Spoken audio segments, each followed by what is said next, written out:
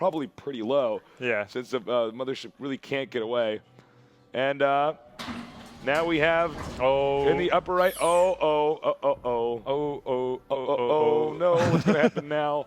All right, well, we know that Partying's in the upper right. I know. Apparently he is. Well, this game should not be long. Partying in the upper right. And in the bottom left, we have MC. Now, it looks like we're going to have Gateway either in the main, maybe right outside. This is a strat from StarCraft 1. You could still do it. It's actually very good. And it's going to work in StarCraft 3 as well. It's going to work in StarCraft 3 and 4.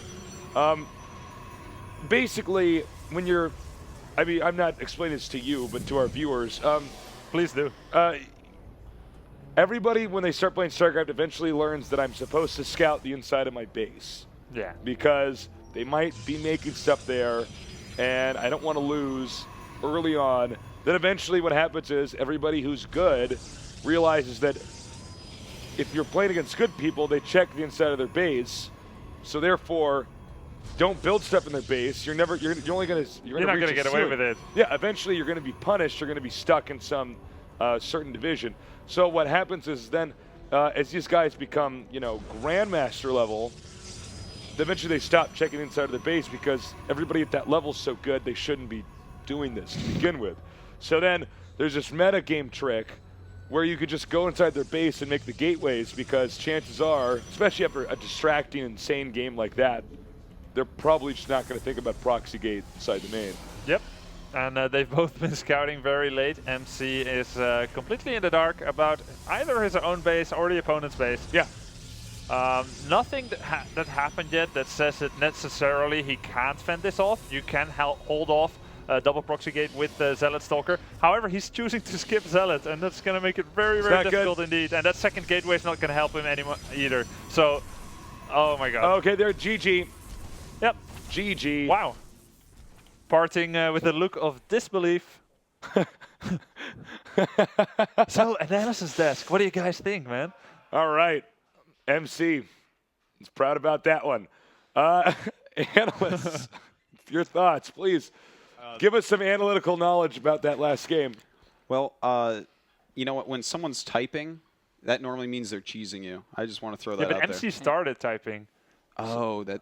Wait, no, he's the one first 3 lines came from MC. Wait, who just cheesed who? Yeah, Parting cheesed MC. Yeah. But MC started typing, okay. and then he did 3 lines, and it was all Korean, so I could only count lines. And then Parting did 4 lines, and I think that's what really that was sealed the deal. That was the tell. Oh, dude, if you do 4 lines back, man, like, are you even making buildings? He was right probably now? saying stuff like, "MC, I'm your fan." That's the moment. You know when you got to watch out is if somebody asks what country you're from.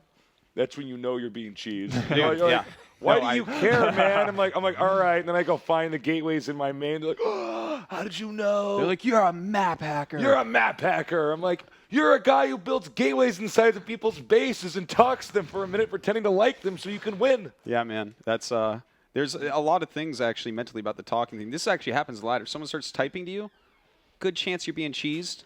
And another thing, if they start typing to you, and it's a point where they can have speedlings, don't type back because they're about to run up your ramp.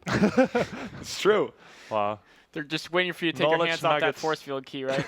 That's Every time. man. And oh, dude, this happened to Idra in StarCraft 1 in a tournament against HeyPro. HeyPro started typing to him, and Idra went to type back. And right as Idra was typing, speedlings ran up, and Idra couldn't micro. And like, you know, you're like typing, you have to hit enter, and he goes back, and none of his hotkeys work. He's like, oh, he was so angry, man. It was the sickest victory. That's when you see spammed out the like FFAA 111818, something like that. All right, guys, here are the results for today's games. 1 match left, by the way. Marine King is 5-1. Wow, oh my God, that is so good. He is locked in 100%, and he is guaranteed first. First seed. Nice job. He won the whole tournament, guys. No, he's in first seed. So he will get to pick against which semi-finalist he wants to play. That's a really big advantage. Yeah, that's huge. And as you can see, the other players are still duking it out, so it could go either way. Huck is down here at 8, knocked out. He's KO'd. Thank you for coming, Huck. Unfortunately, I think his style just was not up to par with the way we've seen the rest of these Korean Protosses play. I mean, he seemed to be, and tell me if you agree, please, that he was just, the moment he got out of his comfort zone, he just goes ahead and makes a bunch of gateways. Yeah. Well, no upgrades, no investment into the 20-minute marker or anything like that. Yeah, not as efficient in his builds either. Yeah. Not as precise. We hope to see Huck again. Good luck to him, and I think that does it for now. I think we're going to go on to our next match, which is coming up pretty soon here. Gonzi and Violet.